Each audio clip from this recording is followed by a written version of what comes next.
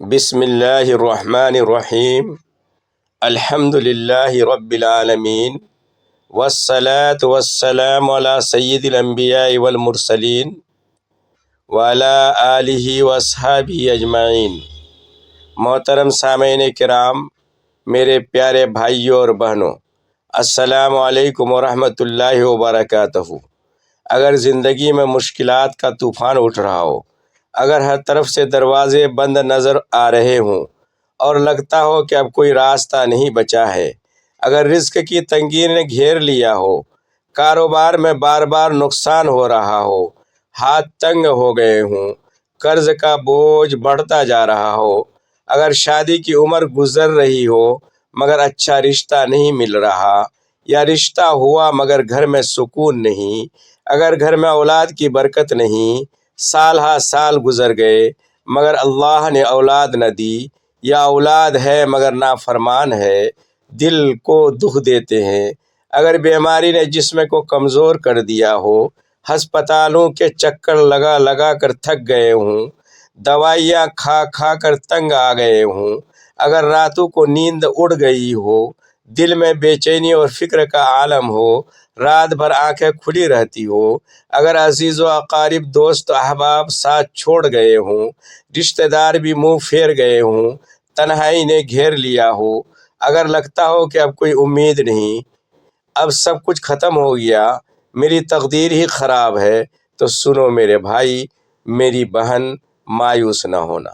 اللہ کی رحمت سے کبھی مایوس نہیں ہونا چاہیے، کیونکہ اللہ تعالیٰ نے خود اپنے کلام میں فرمایا، قُلْ يَا عِبَادِيَ الَّذِينَ أَسْرَفُوا عَلَىٰ أَنفُسِهِمْ لَا تَقْنَطُوا مِن رَحْمَةِ اللَّهِ إِنَّ اللَّهَ يَغْفِرُ الذُّنُوبَ جَمِيعًا إِنَّهُ هُوَ الْغَفُورُ الرَّحِيمُ۔ اے میرے بندو، جو اپنے اوپر زیادتی کر بیٹھے ہو، اللہ کی رحمت سے مایوس نہ ہو، بے شک اللہ سارے گناہ معاف فرما دیتا ہے، وہ بہت بخشنے والا ہے، وہ بہت رحم کرنے والا ہے۔ آج کا ہمارا موضوع انہی مایوس دلوں کے لیے ہے، انہی پریشان حال لوگوں کے لیے ہے، جو سوچتے ہیں کہ میری تقدیر تو خراب ہے، اب کچھ نہیں بدل سکتا۔ آج ہم بات کریں گے تقدیر بدلنے کی چابی۔ بہت سے لوگ پوچھتے ہیں مولانا صاحب، اگر سب کچھ اللہ نے پہلے ہی لکھ دیا تو پھر ہماری دعا، ہماری کوشش، ہماری توبہ کیا فائدہ؟ کیا واقعی تقدیر بدل سکتی ہے؟ تو میرے عزیزو، میرے دوستو، جی ہاں، بالکل بدل سکتی ہے، اور اس کی سب سے بڑی دلیل خود اللہ کا کلام اور اس کے رسول صلی اللہ علیہ وسلم کی احادیث ہے۔ آئیے آہستہ آہستہ قرآن و حدیث کی روشنی میں سمجھتے ہیں کہ تقدیر کیا ہے اور اسے بدلنے کا طریقہ کیا ہے۔ پہلی بات، تقدیر دو قسم کی ہے۔ تقدیر مبرم، یہ اللہ کا اٹل اور حتمی فیصلہ ہے جو لوح محفوظ میں لکھا ہوا ہے، یہ کبھی نہیں بدلتا۔ جب سورج کا نکلنا اور ڈوبنا، موت کا آنا، قیامت کا قائم ہونا، کائنات کا نظام، تقدیر معلق ہے۔ یہ وہ تقدیر ہے جو ہمارے اعمال، ہماری نیکیوں، ہمارے دعاؤں اور ہماری توبہ پر منحصر ہے۔ اللہ تعالیٰ نے خود یہ اختیار دے رکھا ہے کہ بندہ جب رو کر مانگے، توبہ کرے، نیک عمل کرے، اللہ اس کی تقدیر کو خیر و بھلائی سے بھر دیتے ہیں۔ اور اس کی سب سے بڑی دلیل وہ حدیث مبارکہ ہے جس میں نبی کریم صلی اللہ علیہ وسلم نے فرمایا، لا یرد القدر الا الدعاء، یعنی تقدیر کو، قدر کو کوئی چیز رد نہیں کر سکتی، بدل نہیں سکتی مگر دعا۔ مسند احمد ترمذی صحیح۔ ایک اور جگہ فرمایا، لا یزید فی العمر الا البر ولا یرد القدر الا الدعاء وان الرجل لیحرم الرزق بالذنب یصیبہ۔ عمر میں اضافہ صرف نیکی اور صلہ رحمی سے ہوتا ہے، تقدیر کو صرف دعا ہی بدلتی ہے۔ بندہ گناہ کی وجہ سے رزق سے محروم ہو جاتا ہے، یعنی تقدیر بدلنے کے سب سے بڑی چابی ہے دعا ہے، لیکن صرف دعا ہی نہیں، اس کے ساتھ سچی توبہ بھی ضروری ہے، کیونکہ قرآن مجید میں اللہ تعالیٰ فرماتے ہیں، ان اللہ لا یغیر ما بقوم حتی یغیر ما بانفسہم۔ اللہ کسی قوم کی حالت کو نہیں بدلتا جب تک کہ وہ خود اپنی اندر تبدیلی نہ لائے، تو اگر ہم اپنے اندر تبدیلی لائیں، گناہ چھوڑ دیں، اللہ کی طرف پلٹے، تو اللہ ہماری تقدیر بدل دیتا ہے۔ اب عملی طور پر دیکھتے ہیں تقدیر بدلنے کے اسباب کیا ہے۔ نمبر 1، سچی توبہ، کثرت سے استغفار۔ توبہ کے 3 حصے ہیں: پچھلے گناہ پر شرمندگی، فوراً گناہ چھوڑ دینا، آئندہ کبھی نہ کرنے کا پکا ارادہ۔ نبی کریم صلی اللہ علیہ وسلم خود دن میں 70 سے 100 بار استغفار کرتے تھے۔ استغفار سے رزق میں برکت، مشکلات دور اور تقدیر بہتر ہوتی ہے۔ سید الاستغفار وہ دعا ہے جو نبی کریم صلی اللہ علیہ وسلم نے ہمیں سکھائی۔ اللہم انت ربی لا الہ الا انت، خالص مداومت والی اور رات کے آخری پہر کی دعا نبی صلی اللہ علیہ وسلم نے فرمایا۔ اللہ رات کے آخری